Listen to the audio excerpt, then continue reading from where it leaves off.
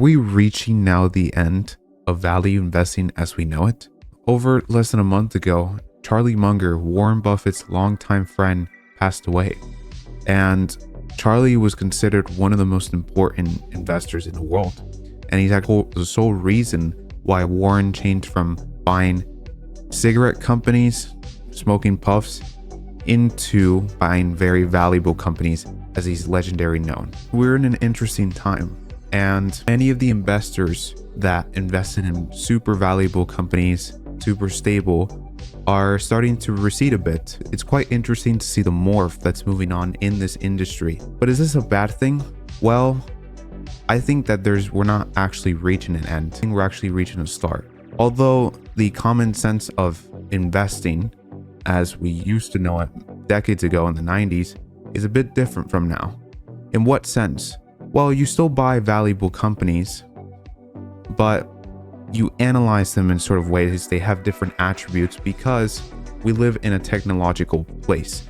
And the most important thing is not just innovation as of itself, but to bring innovation to people. People will not spot the value of innovation until a person makes it relevant for the user to use that innovation in their lives. That's a great example of what Apple did. Even though Apple hasn't been controlly moved by Steve Jobs for a long time, it's been moved by Tim Cook. And there's a saying that Steve actually says, the company does a good job, innovates, and becomes monopoly or close to it in some field. And then the quality of the product becomes less important. The company starts valuing the great salesmen because they're the ones who can move the needle on revenues, not the product engineers and designers. So the salespeople end up running the company. That's what occasionally happens. Those were businesses that Warren Buffett invested solely. Again, value investing. What does value investing mean? Because that's a very general word. All value investing is that you're investing in valuable assets, investing in a valuable concept. Whether you're investing the way how Ray Dalio is, or the way how Howard Mark is, or the way how Warren is, regardless, you're still value investing if you invest in valuable ideas and concepts in a way that you can strategically get those ideas and consistently accumulate and consistently appreciate your investment. Whenever a person says value investing, you're always a value investor if you invest in valuable companies. Now, it doesn't mean that people won't invest in the salesmen and the people who make the business worth more in the future, because all it just simply means is that they will find those people just in different industries.